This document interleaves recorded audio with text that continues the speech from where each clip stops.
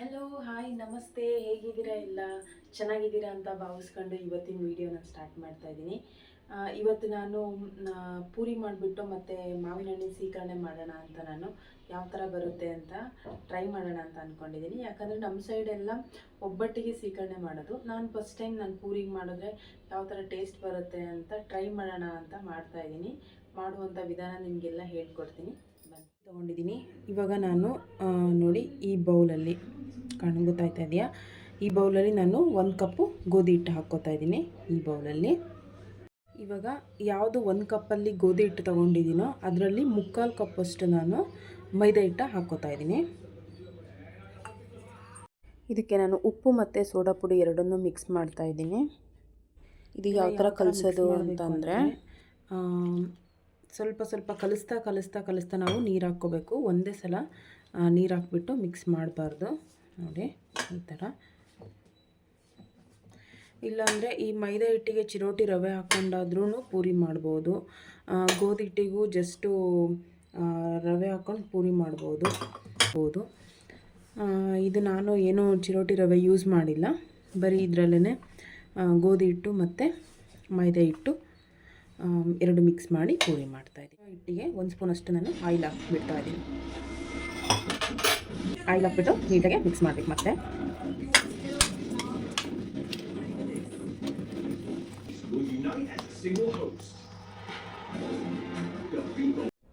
1 hour ನಾನು ಈ ಥರ ಪ್ಲಾಸ್ಟಿಕ್ ಕವರ್ನ ಆ ಹಿಟ್ಟಿಗೆ ಮುಚ್ಚಿಬಿಟ್ಟು ಎತ್ತಿಡ್ತಾ ಇದ್ದೀನಿ. ನಾನು ಅವಾಗಿಂದ 1 ಅವರ್ ಆಗಿದೆ ಹಿಟ್ಟ ಎತ್ತಿಟ್ಟು. ಇವಾಗ ನೋಡ್ತಾ ಇದ್ದೀನಿ, ನೋಡಿ ಎಷ್ಟು ಸಾಫ್ಟ್ ಆಗಿದೆ.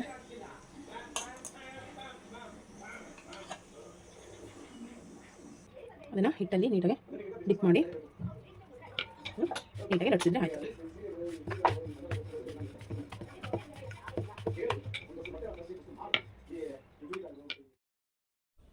ಎಣ್ಣೆ ಕಾಯೋದಕ್ಕೆ ಇಟ್ಟಿದ್ದೆ, ಎಣ್ಣೆ ಕಾದಿದೆ. ಇವಾಗ ನಾನು ಪೂರಿ ಉಜ್ಜಿರೋದನ್ನು ಅದರೊಳಗಡೆ ಹಾಕ್ತಾಯಿದ್ದೀನಿ. ನಾವು ಪೂರಿ ಮಾಡಬೇಕಾದ್ರೆ ನಾವು ಪೂರಿನ ಎಣ್ಣೆ ಒಳಗಡೆ ಡಿಪ್ ಮಾಡಿದ ತಕ್ಷಣ ಅದ್ರ ಮೇಲ್ಗಡೆ ನಾವು ಭಾಗಕ್ಕೆಲ್ಲ ಎಣ್ಣೆನ ಹಾಕ್ತಾ ಹೋಗಬೇಕು. ಆವಾಗ ನೀಟಾಗಿ ಅದು ಉಬ್ಬುತ್ತೆ. ಇಲ್ಲ ನಾವು ಡೈರೆಕ್ಟಾಗಿ ನಾವು ಎಣ್ಣೆ ಹಾಕಲ್ಲ ಅಂತಂದರೆ ಅದು ಸ್ವಲ್ಪ ಏನು ಪೂರಿ ಅಷ್ಟು ಉಬ್ಬಲ್ಲ, ಒಂಥರ ಹಪ್ಪಳ ಥರ ಆಗೋಗ್ಬಿಡುತ್ತೆ. ಹಾಗಾಗಿ ಬ್ರೌನ್ ಕಲರ್ ಬರೋವರೆಗೂ ನಾವು ಪೂರಿನ ಎಣ್ಣೆಯಲ್ಲಿ ಕರಿತಾ ಇರಬೇಕು. ಪೂರಿ ಎಲ್ಲ ಮುಗಿಸ್ಬಿಟ್ಟು ನಾನು ಇವಾಗ ಸೀಕರಣೆ ಮಾಡೋಣ ಅಂತ ಮಾವಿನ ಹಣ್ಣು ತೊಗೊಂಡೆ. ಮಾವಿನ ಹಣ್ಣನ್ನು ನಾವು ಪೀಸಸ್ ಮಾಡಿ ಆಮೇಲೆ ತೆಗೆದು ಮಿಕ್ಸಿಗೆ ಹಾಕೋಕ್ಕಾಗಲ್ಲ. ಸೀಕರಣೆ ಮಾಡಬೇಕಾದ್ರೆ ಈ ಥರ ಎಲ್ಲ ಫುಲ್ಲು ಕೈಯಲ್ಲಿ ಮೇಲ್ಗಡೆ ಎಲ್ಲ ಪ್ರೆಸಸ್ ಮಾಡಿದ್ರೆ ಒಳಗಡೆ ಇರೋ ಫುಲ್ಲು ಹಣ್ಣಾಗಿರುತ್ತಲ್ಲ ಅದೆಲ್ಲ ಪಲ್ಪೆಲ್ಲ ಹೊರಗೆ ಬರುತ್ತೆ. ನಾನು ವಾಟೆಲಿರೋ ಅಂಥ ಪಲ್ಪ್ನು ಕೂಡ ಎಲ್ಲ ನೀಟಾಗೆ ತೊಗೊಂಡು ಕೈಯೆಲ್ಲ ಆಡಿಸಿ ನೀಟಾಗಿ ಕಿವುಚಿದೆ. ಯಾಕೆಂದರೆ ರಸಾಯನ ನಾವು ಇದೇ ಥರ ಕಿವುಚೆ ಮಾಡಬೇಕು. ನಾವು ಮಿಕ್ಸಿಗೆ ಹಾಕ್ತೀವಿ ಅಂತಂದರೆ ಇವಾಗ ಜ್ಯೂಸ್ಗೆ ನಾವು ಜ್ಯೂಸಸ್ ಮಾಡ್ತೀವಲ್ಲ ಆ ಥರ ಆಗೋಗ್ಬಿಡುತ್ತೆ. ಸೊ ಹಾಗಾಗಿ ನನಗೆ ಸ್ವಲ್ಪ ಸ್ವೀಟ್ ಕಡಿಮೆ ಇತ್ತು ಅಂತ ಅನಿಸಿದೆ. ಸ್ವೀಟೇ ಇತ್ತು, ಸೊ ನನಗೆ ಸ್ವಲ್ಪ ಸ್ವೀಟ್ ಜಾಸ್ತಿ ಇರಲಿ ಅಂತ ಒಂದು 1/2 ಸ್ಪೂನು ಶುಗರ್ ಆ್ಯಡ್ ಮಾಡ್ಕೊಂಡು ಮತ್ತು ನಾನು ಏಲಕ್ಕಿ ಪೌಡರ್ನ ಕುಟ್ಬಿಟ್ಟು ಹಾಕ್ಕೊಂಡಿದ್ದೀನಿ. ಇವಾಗ ನಾನು ಮಾಡ್ತಾ ಇರೋದು ಮತ್ತು ಸಾಗು ಮಾಡೋಣ ಅಂತ ಎಲ್ಲ ರೆಡಿ ಮಾಡ್ಕೊಂಡೆ. ಯಾಕಂದರೆ ಸ್ವೀಟು ನಾನೊಬ್ಬಳೇ ತಿನ್ನೋಕ್ಕಾಗೋದು, ನಮ್ಮ ಮನೆಯವ್ರು ಸ್ವೀಟ್ ಅಷ್ಟು ತಿನ್ನಲ್ಲ. ಸೊ ಹಾಗಾಗಿ ನಾನು ತರಕಾರಿದು ಸಾಗು ಮಾಡಿದ್ರೆ ಅವರು ತಿಂತಾರೆ, ನಾನು ತಿಂತಾರೆ ಅಂತ ನಾನು ಸಾಗು ಮಾಡೋಂತ ರೆಡಿ ಮಾಡ್ಕೊಂಡೆ. ಇವಾಗ ನಾನೊಂದು ಬಾಣಲಿ ಒಳಗಡೆ ಎಣ್ಣೆ ಹಾಕ್ಬಿಟ್ಟು ಅದಕ್ಕೆ ಈರುಳ್ಳಿ, ಟೊಮೊಟೊ, ಮೆಣಸಿನ್ಕಾಯಿ ಮತ್ತು ಶುಂಠಿ, ಆಮೇಲೆ ಮಸಾಲೆ, ಚಕ್ಕೆ, ಲವಂಗ, ಏಲಕ್ಕಿ ಮತ್ತು ಮೆಣಸು ಇಷ್ಟು ಹಾಕಿ ಎಣ್ಣೆಯಲ್ಲಿ ನೀಟಾಗಿ ಫ್ರೈ ಮಾಡ್ಕೊತಾ ಇದ್ದೀನಿ. ಯಾಕಂದರೆ ಇದು ಫ್ರೈ ಮಾಡಿದ್ದು ನಾನು ಸಪ್ರೇಟ್ ಎತ್ತಿ ನಾನು ಮಿಕ್ಸಿಗೆ ಹಾಕ್ಕೋಬೇಕು. ಸೊ ಹಾಗಾಗಿ ಇದು ಮಸಾಲೆಗೆ ನಾನು ಫ್ರೈ ಮಾಡಿ ಇಟ್ಕೋತಾ ಇದ್ದೀನಿ. ನೋಡಿ ಈ ಥರ ಇದು ಬ್ರೌನ್ ಕಲರ್ ಬರೋವರೆಗೂ ನಾವು ಫ್ರೈ ಮಾಡಬೇಕು. ನೀಟಾಗಿ ಎಣ್ಣೆ ಎಲ್ಲ ಕಾದಿತ್ತು, ಅದರೊಳಗಡೆ ಹಾಕಿದ್ನಲ್ಲ ಇವಾಗ ನೀಟಾಗೆಲ್ಲ ಬ್ರೌನ್ ಕಲರ್ ಆಗ್ತಾಯಿದೆ ನೋಡಿ ನೀವೇ. ಇವಾಗ ನಾನು ಅದನ್ನೆಲ್ಲ ಸ್ವಲ್ಪ ಹೊತ್ತು ಆರಕ್ಕೆ ಇಟ್ಬಿಟ್ಟು ತಣ್ಣಗಾದಮೇಲೆ ನಾನು ಅದನ್ನು ಮಿಕ್ಸಿ ಜಾರ್ ಒಳಗಡೆ ಹಾಕ್ಕೊಳ್ತಾ ಇದ್ದೀನಿ. ಅದಕ್ಕೆ ನಾನು ಸ್ವಲ್ಪ ಕೊತ್ತಂಬರಿ ಸೊಪ್ಪು ಮತ್ತು ಕಡಲೆನೂ ಕೂಡ ನಾನು ಯೂಸ್ ಮಾಡ್ತಾಯಿದ್ದೀನಿ. ಪ್ಲಸ್ ಕಾಯಿನೂ ಸ್ವಲ್ಪ ಮರೆತುಬಿಟ್ಟಿದ್ದೆ, ಆಮೇಲೆ ಕಾಯಿ ನೆನಪಾಯಿತು, ಕಾಯಿ ಹಾಕ್ಕೊಂಡೆ.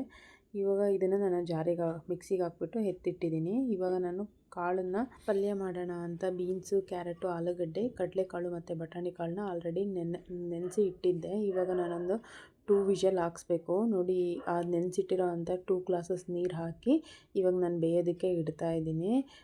ಇದು ನಾನು ಆಲ್ರೆಡಿ ಮುಂಚೆನೇ ಪ್ಲ್ಯಾನ್ ಮಾಡ್ಕೊಂಡಿದ್ದೆ, ಸೀಕರಣೆ ಪ್ಲಸ್ ಸಾಗು ಎರಡೂ ಮಾಡಿಬಿಡೋಣ ಅಂತ. ಸೊ ಹಾಗಾಗಿ ನಾನು ಮುಂಚೆನೇ ಎಲ್ಲ ಪೀಸಸ್ ಮಾಡಿ ಎತ್ತಿಟ್ಕೊಂಡು ಇವಾಗ ನಾನು 2 ವಿಷಲ್ಸ್ನ ಹಾಕ್ಸ್ತಾ ಇದ್ದೀನಿ. ಆಮೇಲೆ ಇದು ನಾನು ಫ್ರೈ ಮಾಡ್ಕೊಂಡಂಥ ಬಾಣಲಿನೇ ಮತ್ತೆ ಸಪ್ರೇಟ್ ನಾನು ಎತ್ತಿಟ್ಕೊಂಡು ಅದರೊಳಗಡೆ ನಾನು ಎಣ್ಣೆ ಕಾಯಕ್ಕೆ ಹಾಕ್ಬಿಟ್ಟು ಆಮೇಲೆ ಸಾಸಿವೆ ಮತ್ತು ಜೀರಿಗೆನ ಹಾಕಿದ್ದೀನಿ ನೋಡಿ. ಇವಾಗೆಲ್ಲ ಸಾಸಿವೆ ಎಲ್ಲ ನೀಟಾಗಿ ಫ್ರೈ ಆಗಿದೆ. ಇವಾಗ ನಾನು ಚಿಕ್ಕದಾಗಿ ಹೆಚ್ಕೊಂಡಿದ್ದೆ ಈರುಳ್ಳಿನ, ಇದು ಸಾಗುಗೆ ಒಗ್ಗರಣೆ ಆಗ್ತಾ ಇರೋದು. ಈರುಳ್ಳಿ ಹೆಚ್ಕೊಂಡು ಅದು ನೀಟಾಗಿ ಫ್ರೈ ಆಗಬೇಕು. ಇದು ಬ್ರೌನ್ ಕಲರ್ ಬರೋವರೆಗೂ ನಾನು ಫ್ರೈ ಮಾಡ್ಕೊತೀನಿ ನೋಡಿ. ಅದು ಸಪ್ರೇಟ್ ಆಲ್ರೆಡಿ ನಾನು ಮಿಕ್ಸಿಗೆ ಹಾಕಿ ಮಸಾಲೆ ಎತ್ತಿಟ್ಟಿದ್ದೀನಿ, ಸೀಕರಣೆ ಮಾಡಿಟ್ಟಿದ್ದೀನಿ, ಪೂರಿನೂ ಆಗಿದೆ. ಇವಾಗ ಸಾಗು ಮಾಡೋಣ ಅಂತೆಲ್ಲ ರೆಡಿ ಮಾಡ್ಕೊತಾ ಇದ್ದೆ.